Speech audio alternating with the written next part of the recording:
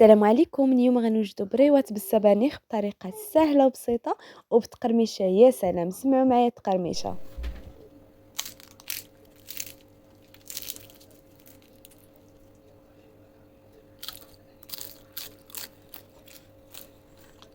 هاد الحشوه غادي نحتاجو 4 كاس ديال الزيت، معلقه كبيره ديال الزبده، وجوج حبات ديال البصله الحجم ديالهم متوسط اللي قطعناهم مربعات صغيره. تقدروا ديروا بصله كبيره، وجوج تومات اللي حكيناهم في الحكاكه الرقيقه.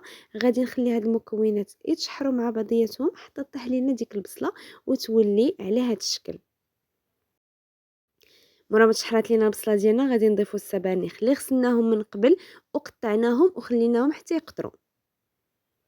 نغطيو عليهم ونخليوهم مده ديال 7 دقائق حتى ل 10 دقائق حتى يهبطوا لينا السبانخ على هذا الشكل.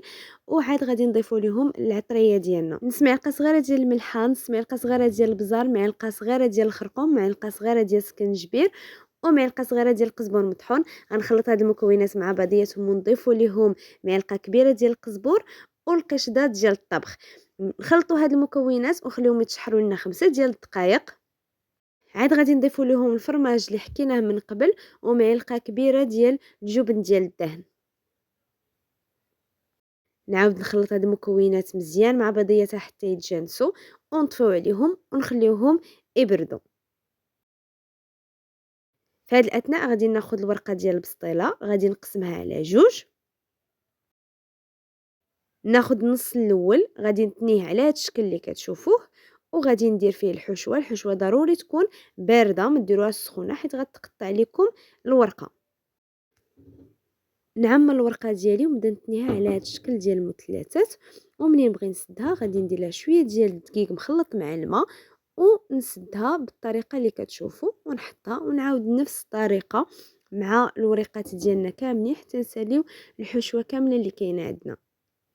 عاودت معكم الطريقه باش يبان لكم كيفاش كنتنيو الجوانب بجوج، كنحطوا الحشوه ديالنا وكنبداو نطويو الورقه ديالنا على شكل مثلث، وفي الاخير كنسدوها بشويه ديال الدقيق مع شويه ديال الماء. الا كان الجانب اللي غنسدوه طويل فمن الاحسن اننا نقطعو باش يجينا سهل اننا ندخلوه لداخل ديال المثلث.